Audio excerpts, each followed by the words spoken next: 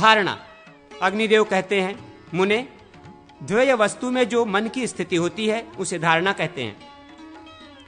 ध्यान की ही भांति उसके भी दो भेद हैं, साकार और निराकार। भगवान के ध्यान में जो मन को लगाया जाता है उसे क्रमशः मूर्त और अमूर्त धारणा कहते हैं। इस धारणा से भगवान की प्राप्ति होती है। जो बाहर का लक्ष्य है उससे मन जब तक विचलित नहीं होता तब तक किसी भी प्रदेश में मन की स्थिति को धारणा कहते हैं।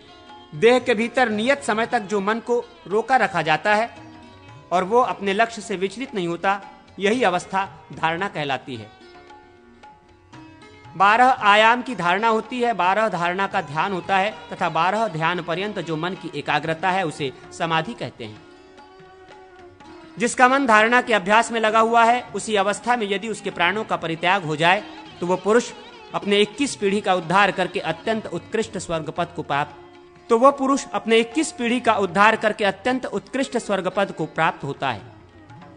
योगियों के जिस जिस अंग में व्याधि की संभावना हो उस अंग को बुद्धि से व्याप्त करके तत्वों की धारणा करनी चाहिए। द्विजोत्तम, आग्नेयी, वारुणी, ऐशानी और अमृतात्मिकता, ये विष्णु की 4 प्रकार की धारणा करनी चाहिए। उस समय अग्नियुक्त शिखा मंत्र का, जिसके अंत में फट शब्द का प्रयोग होता है, जप करना उचित है। नाड़ियों के द्वारा विकट, दिव्य एवं शुभ शूलाग्र का वेधन करें। पैर के अंगूठे से लेकर कपोल तक किरणों का समूह व्याप्त है और वो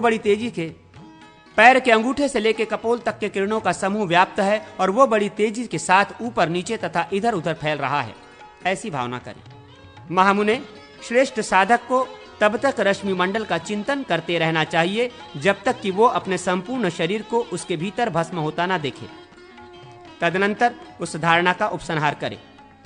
इसके द्वारा द्विजगण शीत और श्लेष्मा आदि रोग तथा अपने पापों का विनाश करते हैं। ये आग्नेयी धारणा है। तत्पश्चात धीर भाव से विचार करते हुए मस्तक और कंठ के अधोमुख होने का चिंतन करें। उस समय साधक का चित्त नष्ट नहीं होता, वो पुनः अपने अंतःकरण द्वारा ध्यान में लग जाए और ऐसी धारणा करे कि जल के अनंत कण प्रकट होकर एक दूसरे से मिलकर हिमराशि को उत्पन्न करते हैं और उससे इस पृथ्वी पर जल की धाराएं प्रवाहित होकर संपूर्ण विश्व को आप्लावित कर रही हैं। इस प्रकार उस हिम स्पर्श से शीतल अमृत स्वरूप जल के द्वारा शोभवश ब्रह्मरंध्र से लेकर मूलाधार पर्यंत संपूर्ण चक्रमंडल को आप्लावित करके सुषुम्ना नाड़ी के भीतर होकर पूर्ण चंद्रमंडल का चिंतन करें।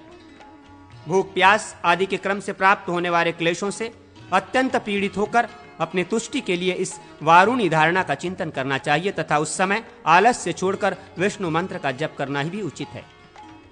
यह वारुणी धारणा बतलाई गई। अब ऐशानी धारणा का वर्णन सुनिए। प्राण और अपान का क्षय होने पर हृदयाकाश में परम ब्रह्म कमल के ऊपर विराजमान भगवान विष्णु के प्रसाद अनुग्रह का तब तक चिंतन करता रहे जब तक कि सारी चिंता का नाश न हो जाए। तत्पश्चात व्यापक ईश्वर रूप से स्थित होकर परम शांत, निरंजन, निराभास एवं अर्धचंद्र स्वरूप संपूर्ण महाभाव का जप और चिंतन करें। जब तक गुरु के मुख से जीवात्मा को ब्रह्म का ही अंश है या साक्षात ब्रह्म रूप नहीं लिया जाता, जब तक गुरु के मुख से जीवात्मा को ब्रह्म का ही अंश या साक्षात ब्रह्म रूप नहीं जान लिया जाता, तब तक ये संपूर्ण चराचर जगत असत्य होने पर भी सत्यवत प्रतीत होता है। उस परम तत्व का साक्षात्कार हो जाने पर ब्रह्मा से लेकर ये सारा चराचर जगत, प्रमाता, मान और मेय, ध्याता, ध्यान और ध्येय, सब कुछ ध्यानगत हृदय कमल में लीन हो जाता है। जप, होम और पूजन आदि को माता की दी हुई मिठाई की भांति मधुर एवं लाभकर जानकर विष्णु मंत्र के द्वारा उसका श्रद्धा पूर्वक अनुष्ठान करें। अब मैं अमृतमयी धारणा बतला रहा हूं। मस्तक की नाड़ी के केंद्र स्थान में पूर्ण चंद्रमा के समान आकार वाले कमल का ध्यान करें तथा प्रयत्न पूर्वक ये भावना करें कि आकाश में 10,000 चंद्रमा के समान प्रकाशमान एवं एक पूर्ण चंद्रमंडल उदित हुआ है, जो कल्याणमय कल्लोलों से परिपूर्ण है। ऐसा ही ध्यान अपने हृदय कमल में भी करें और उसके मध्य भाग में अपने शरीर को स्थित रखें। धारणा आदि के द्वारा साधक के सभी क्लेश दूर हो जाते हैं। समाधि। अग्निदेव कहते हैं, जो चैतन्य स्वरूप से युक्त और प्रशांत समुद्र की भांति स्थिर हो, जिसमें आत्मा के सिवा अन्य किसी वस्तु की प्रतीति न होती हो, उस ध्यान को समाधि कहते हैं। जो ध्यान के समय अपने चित्त को ध्येय में लगाकर वायुहीन प्रदेश में जलती हुई अग्निशिखा की भांति अविचल एवं स्थिर भाव से बैठा रहता है, वो योगी समाधिस्थ कहा गया है। जो न सुनता है, न सूंघता है, न देखता है, न रसास्वादन करता है, न स्पर्श का अनुभव करता है, न मन में संकल्प उठने देता है, न अभिमान करता है और न बुद्धि से दूसरे किसी वस्तु को जानता ही है, केवल काष्ठ की भांति अविचल भाव से ध्यान में स्थित रहता है, ऐसे ईश्वर चिंतन परायण पुरुष को समाधिस्थ कहते हैं। जैसे वायु रहित स्थान में रखा हुआ दीपक कंपित नहीं होता, यही उस समाधिस्थ योगी के लिए उपमा मानी गई है। जो अपने आत्म स्वरूप श्री विष्णु के ध्यान में संलग्न रहता है, उसके सामने अनेक दिव्य विघ्न उपस्थित होते हैं। वे सिद्धि की सूचना देने वाले हैं। साधक ऊपर से नीचे गिराया जाता है, उसके कान में पीड़ा होती है, अनेक प्रकार के धातुओं के दर्शन होते हैं तथा उसे अपने शरीर से बड़ी वेदना का अनुभव होता है। देवता लोग उस योगी के पास आकर उससे दिव्य भोग स्वीकार करने की प्रार्थना करते हैं। राजा पृथ्वी का राज्य देने की बात कहते और बड़े बड़े धनाध्यक्ष धन का लोभ दिखाते हैं। वेद आदि संपूर्ण शास्त्र स्वयं ही बिना पढ़े उसकी बुद्धि से स्फुरित हो जाते हैं। उसके द्वारा मनोनुकूल छंद और सुंदर विषय से युक्त उत्तम काव्य की रचना होने लगती है। दिव्य रसायन, दिव्य औषधियां तथा संपूर्ण शिल्प और कलाएं उसे प्राप्त हो जाती हैं। इतना ही नहीं, देवेश्वरों की कन्याएं और प्रतिभा आदि सद्गुण भी उसके पास बिना बुलाए जाते हैं। किंतु जो इन सब को तिनके के समान निस्सार मानकर त्याग देता है, उसी पर भगवान विष्णु प्रसन्न होते हैं। अणिमा आदि गुणमयी विभूतियों से युक्त योगी पुरुष को उचित है कि वो शिष्य को ज्ञान दे। इच्छा अनुसार भोगों का उपभोग करके लय योग की रीति से शरीर का परित्याग करे और विज्ञानानंदमय ब्रह्म एवं ईश्वर रूप अपने आत्मा में स्थित हो जाए। जैसे मलिन दर्पण शरीर का प्रतिबिंब ग्रहण करता है, जैसे मलिन दर्पण शरीर का प्रतिबिंब ग्रहण करने में असमर्थ होने के कारण शरीर का ज्ञान कराने की क्षमता नहीं रखता, उसी प्रकार जिसका अंतःकरण परिपक्व वासना शून्य नहीं है, वो आत्मज्ञान प्राप्त करने में असमर्थ है। देह सब प्रकार के रोगों तथा दुखों का आश्रय है, इसलिए देहाभिमानी जीव अपने शरीर में वेदना का अनुभव करता है। परंतु जो पुरुष योग युक्त है, उसे योग के ही प्रभाव से किसी भी क्लेश का अनुभव नहीं होता। जैसे एक ही आकाश घट आदि भिन्न भिन्न उपाधियों में पृथक पृथक सा प्रतीत होता है और एक ही सूर्य अनेक जलपात्रों में अनेक सा जान पड़ता है, उसी प्रकार आत्मा एक होता हुआ भी अनेक शरीरों में स्थित होने के कारण अनेकवत प्रतीत होता है। आकाश, वायु, तेज, जल और पृथ्वी ये पांचों भूत ब्रह्म के ही स्वरूप हैं। ये संपूर्ण लोक आत्मा ही है। आत्मा से ही चराचर जगत की अभिव्यक्ति होती है।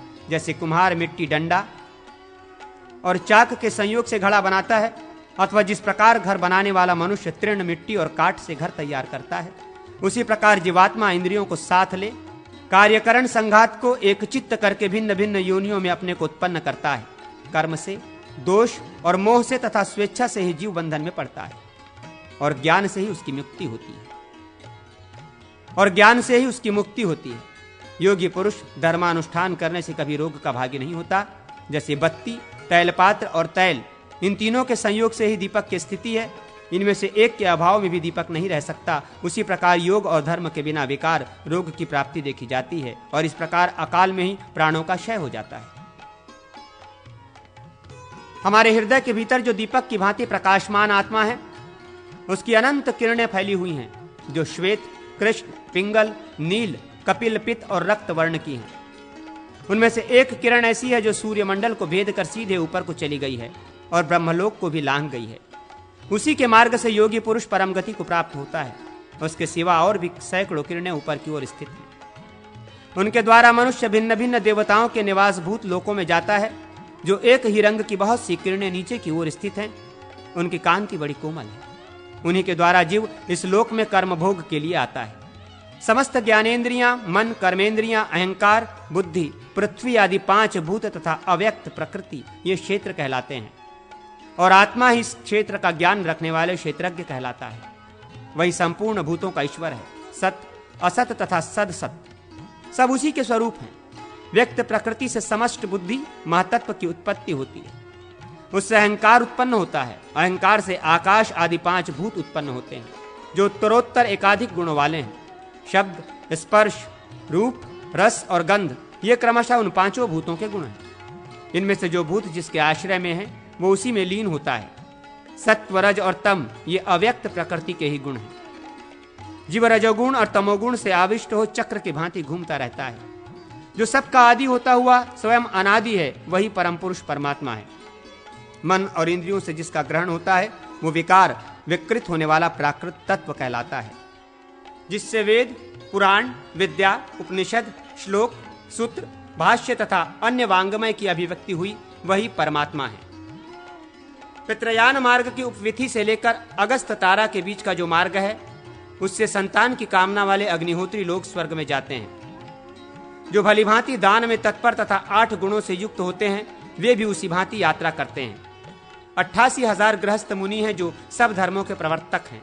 वे ही पुनरावृत्ति के बीज कारण माने गए हैं। वे सप्तर्षियों तथा नागविधि के बीच के मार्ग से देवलोक में गए हैं। उतने ही अर्थात 88,000 मुनि और भी हैं जो सब प्रकार के आरामों से रहित हैं। वे तपस्या, ब्रह्मचर्य, आसक्ति, त्याग तथा मेघाशक्ति के प्रभाव से कल्प पर्यंत भिन्न भिन्न दिव्य लोकों में निवास करते हैं।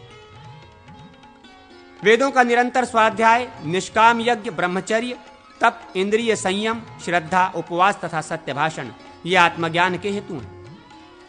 समस्त द्विजातियों को उचित है कि वे सत्वगुण का आश्रय लेकर आत्मतत्व का श्रवण, मनन, निधिध्यासन एवं साक्षात्कार करें।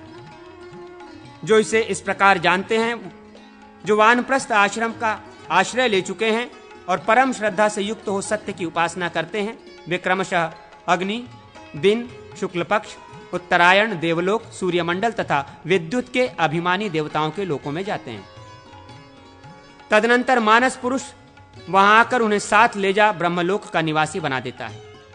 उनकी इस लोक में पुनरावृत्ति नहीं होती। जो लोग यज्ञ, तप और दान से स्वर्गलोक पर अधिकार प्राप्त करते हैं वे क्रमशः धूम, रात्रि, कृष्ण पक्ष, दक्षिणायन, पितृलोक तथा चंद्रमा के अभिमानी देवताओं के लोकों में जाते हैं और फिर आकाश, वायु एवं जल के मार्ग से होते हुए इस पृथ्वी पर लौट आते हैं। इस प्रकार से वे इस लोक में जन्म लेते और मृत्यु के बाद पुनः उसी मार्ग से यात्रा करते हैं। जो जीवात्मा के इस दोनों मार्गों को नहीं जानता वो सांप, पतंग अथवा कीड़ा मकोड़ा होता है। हृदयाकाश में दीपक की भांति प्रकाशमान ब्रह्म का ध्यान करने से जीव अमृत स्वरूप हो जाता है। जो न्याय से धन का उपार्जन करने वाला, तत्वज्ञान में स्थित, अतिथि प्रेमी, श्राद्धकर्ता तथा सत्यवादी है वो गृहस्थ भी मुक्त हो जाता है।